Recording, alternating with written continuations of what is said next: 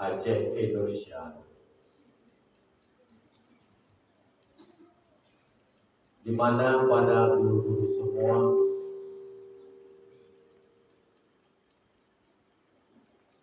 telah bersedia melaksanakan tugas-tugas yang mulia, mengajar anak-anak didik semua yang di daerah kita Nyonyo. Mudah-mudahan dengan kegigihan para guru-guru semua menjadikan amalan tambahan untuk diri kita semua dan menjadi motivasi pembangkit, pembais untuk dapat bergerak semaksimal mungkin budaya proses belajar mengajar di daerah Yayasan Dayah Dami yang sangat mulia, dan juga kepada pengurus-pengurus harian yang telah melaksanakan tugas-tugasnya masing-masing, dari ketua, sekretaris, bendahara, keuangan, humas, pendidikan, dan ibadah badaniyah dan sebagainya, di mana kesemuaan ini kita mengharapkan atas datangnya ridha Allah Subhanahu wa taala kepada kita mulai sampai saat hari ini sampai saat hari yang akan datang, yaitu hari akhirat, yang mudah-mudahan pangkal modal yang kita usahakan di dalam dunia yang sangat sebentar ini untuk menjadi kita sebagai penghulu, sebagai penghuni surga Allah Subhanahu wa taala. Pelajar santri dan santriwati yang dimuliakan Allah Subhanahu wa taala, baiklah kesempatan yang sangat singkat, mari sama-sama kita membaca dan menyimak satu konteks al-hadis Rasulullah sallallahu alaihi wasallam yang diriwayatkan oleh Al-Imam Al-Bukhari wa Muslim. Apa kata beliau? Beliau berwasiat kepada umatnya dengan 3 perkara.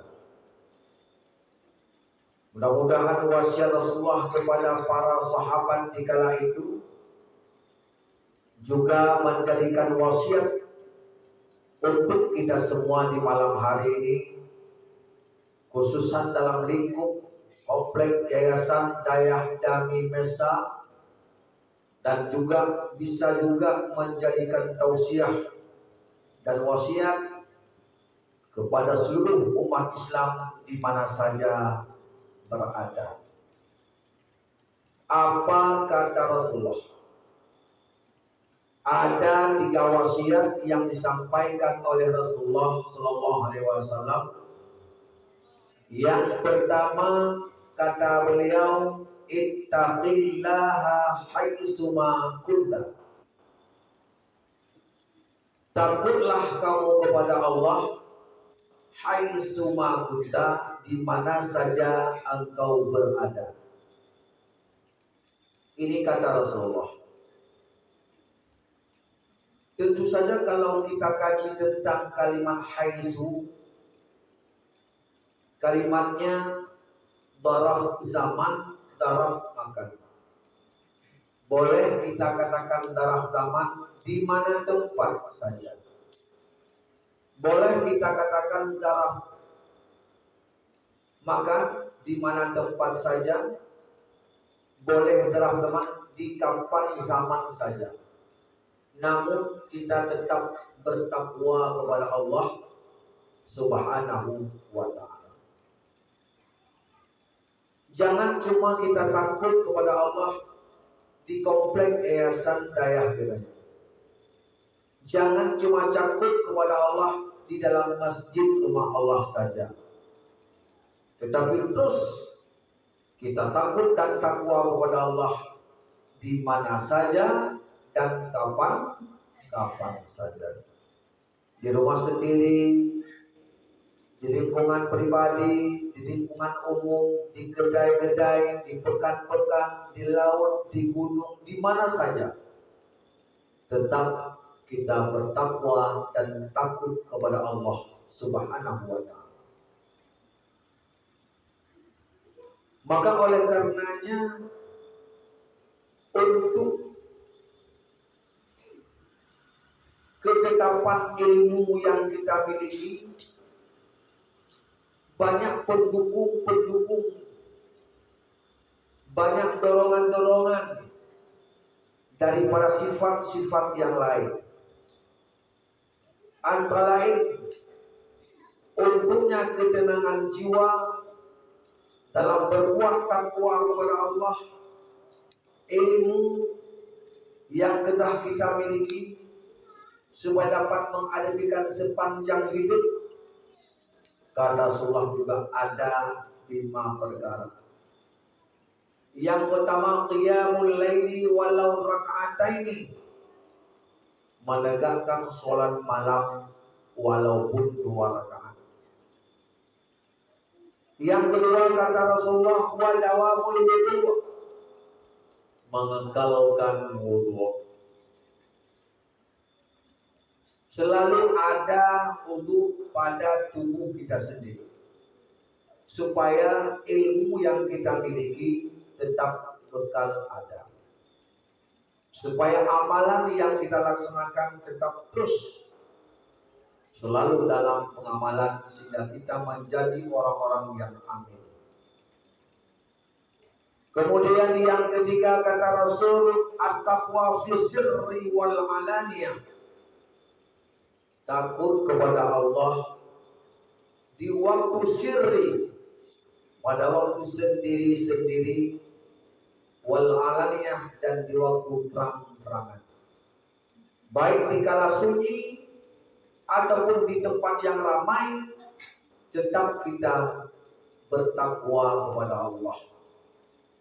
Di waktu kita sendiri pun cuma ada kita dengan Allah, kita takut kepada Allah.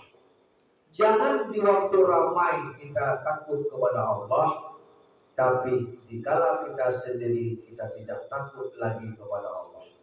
Maka untuk mengenalkan diri kita di waktu kita dalam keadaan sendiri, untuk taturido danyo silo, apakah kita termasuk orang jahat atau orang yang benar, tergantung posisi, masa, dan tempat dikala kita dalam keadaan sendiri. Untuk kita mengenal diri kita sendiri di waktu posisi kita berada di waktu kita sendiri. Sholat Isya jamaah ramai-ramai di awal waktu. Coba kalau kita di tengah malam, kita belum melaksanakan sholat Isya di awal waktu, dikala kita terbangun di tengah malam, apakah kita melaksanakan sholat Isya di tengah malam dalam keadaan sendiri, ataupun terus kita sambung dengan tidurnya? Maka untuk kita tahu, kita kenal diri kita sendiri di waktu kita sendiri. Padahal yang sepatutnya kita curhatkan diri, kekurangan kita sendiri, kealpaan dalam kehidupan kita, ialah dengan mencurhatkan diri kita kepada Allah Subhanahu wa ta'ala, lebih-lebih dikala kita dalam keadaan sendiri. Maka at-taqwa fi sirri wal alaniyah, takut dan takwa kepada Allah di waktu sendiri dan di waktu dalam keadaan ramai, sama saja, tidak pandang waktu dan tidak pandang Kemudian yang ketiga, yaitu melaksanakan asyiwak. Yang keempat, melaksanakan asyiwak, bersuci fi kulli halin, bersugi pada setiap ketika. Walaupun itu sunat, faedah dan hikmah sangat besar dan banyak sekali untuk ketetapan ilmu yang kita miliki, untuk dapat kita melaksanakan pengamalan ilmu yang sudah kita miliki. Maka tidak ada jalan lain, kata Rasulullah, dengan melaksanakan as-siwak. Yang kelima, ayyakula litaqwa la lisyahwat. Makan hari-hari untuk kekuatan tubuh, bukan makan karena hawa nafsu. Bukan makan karena dorongan hawa nafsu. Kalau makan karena dorongan hawa nafsu, pasti kita akan makan yang lebih banyak. Tetapi kalau makan sekadar untuk kuat tubuh, makan di waktu lapar, hentikan makan sebelum kenyang.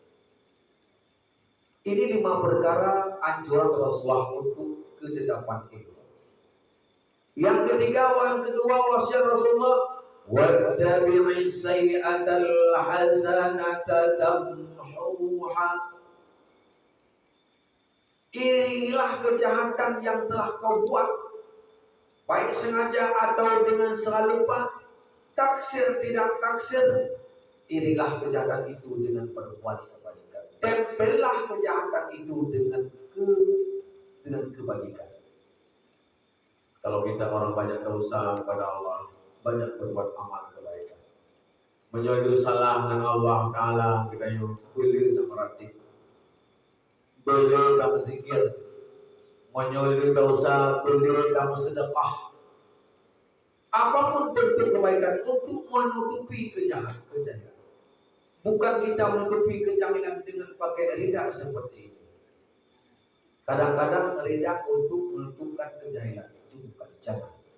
Tetapi tutuplah kejahilan dan kebodohan dengan banyak berbuat kebajikan kepada Allah Subhanahu wa ta'ala. Tamhuha, niscaya kebajikan akan menghapuskan kejahatan kita semua. Yang ketiga, wa khaliqin nasa bi khuluqin hasanin.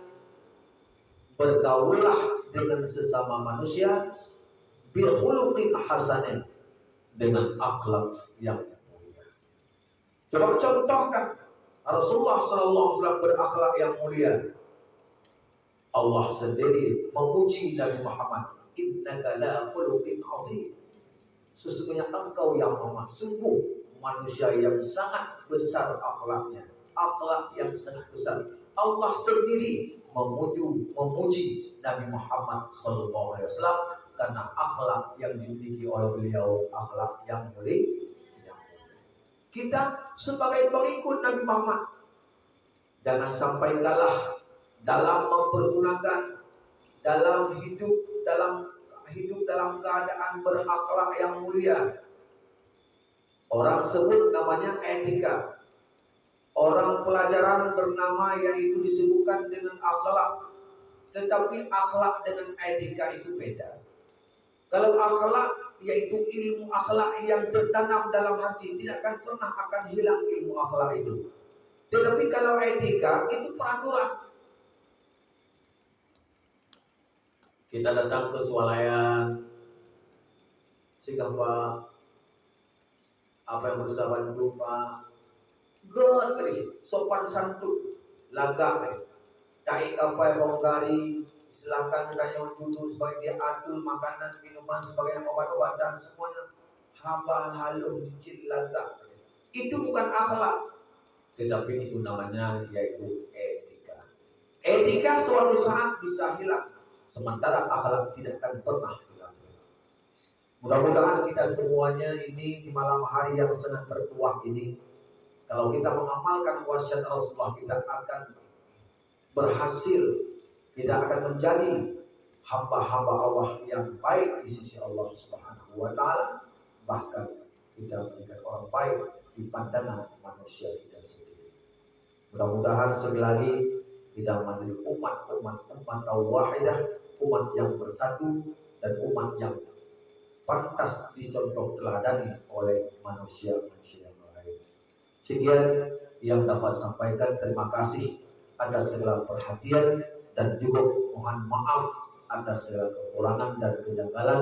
Billahi taufiq wal hidayah.